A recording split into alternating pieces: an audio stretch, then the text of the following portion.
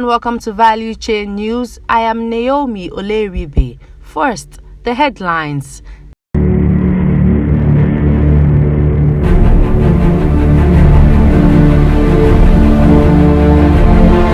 Dangote Group set to train 900 Nigerian engineers. Stakeholders canvass stronger recovery plans for IOC debts. About 10,000 Nigerians benefit from PTDF overseas and local scholarships. And now, the news in detail.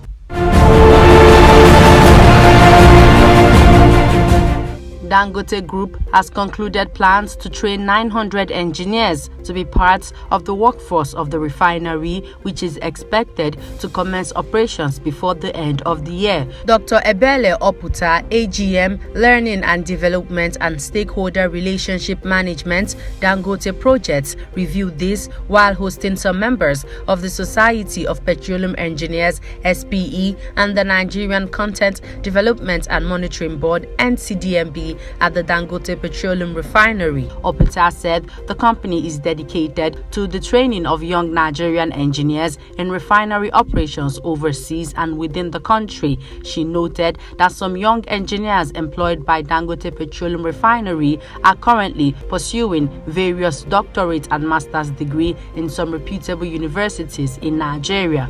We target to train over 900 young graduates who are expected to operate the refinery at completion, and another 10 mechanical engineers have also been trained in the General Electric University in Italy, she said.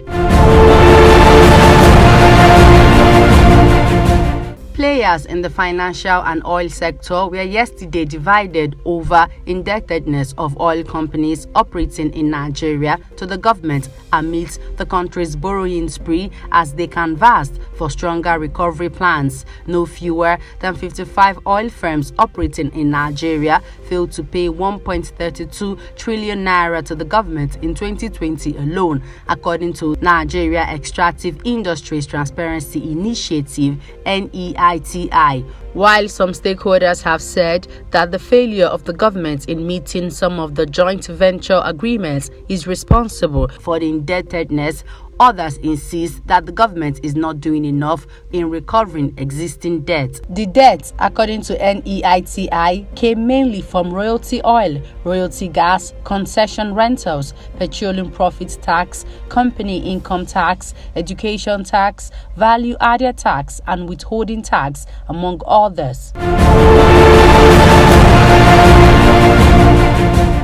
The Petroleum Technology Development Fund says it has trained 9,659 Nigerians on its overseas and in-country scholarships since its inception. Speaking with the news agency of Nigeria in Abuja on Monday, the executive secretary of the PTDF, Dr. Bello Gusau, said that the beneficiaries had acquired first degrees as well as master's and doctorate degrees. According to Gusau, PTDF, under its fund's strategic direction, provided these respective scholarships to applicants in the United Kingdom, Germany, France, China, and Malaysia. He said that the fund sponsored students in all major disciplines related to oil and gas and energy industries, including engineering, geosciences, environmental studies, computing, and management. This has enhanced the upward shift of local content contribution to the industry, facilitated knowledge transfer, and driven the development of indigenous research and the growth of Nigerian companies, Gusau said.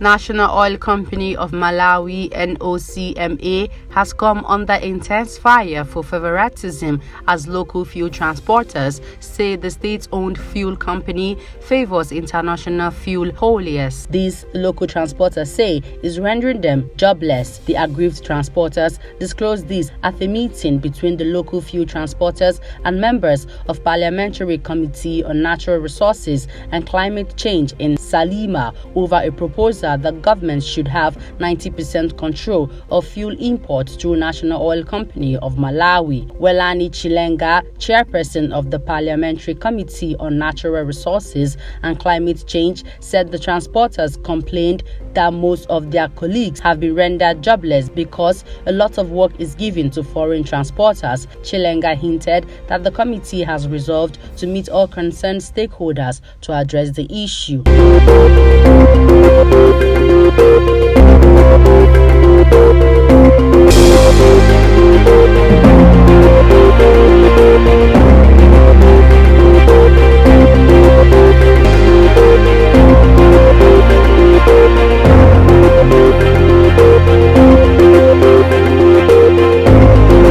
Russia is considering constructing oil storage facilities and new exporting outlets to improve oil sales that have been impacted by the Western sanctions following the invasion of Ukraine. Reuters reports that since the imposition of Western sanctions, Russia has struggled with crude oil and oil product sales due to difficulty financing trade deals and chartering vessels. Last month, the US also imposed a ban on oil imports from Russia, further impacting its oil production and exports. The new oil storage facilities are expected to provide Russia with more flexibility for production and exports.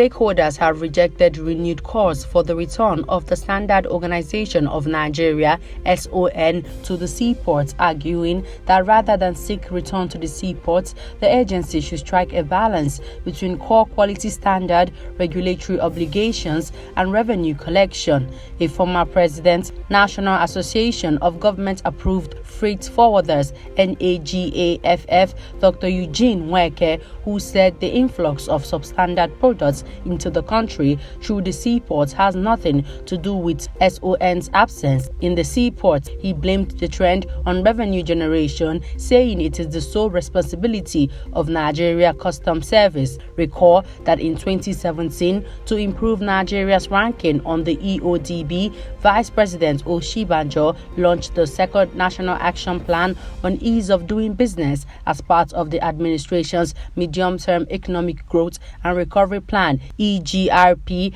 to build a globally competitive economy. It will be recalled that to implement the National Action Plan on EODB, the federal government reformed the ports, leading to the sack of several agencies of government. The agencies sacked include Standard Organization of Nigeria (SON), Port Quarantine Services, National Agency for Food and Drug Administration and Control (NAFDAC), among others. However, of all the agencies sacked from the seaports, SON has been lobbying stakeholders, lawmakers, and even the executive on the need to return to the ports, saying the country should be saved from importation of substandard products. Before we end the news, here's a recap of our headlines. Dangote Group set to train 900 Nigerian engineers. Stakeholders canvass stronger recovery plans for IOC debts. About 10,000 Nigerians benefit from PTDF overseas and local scholarships. And that's the news. I am Naomi Oleribe. Good evening.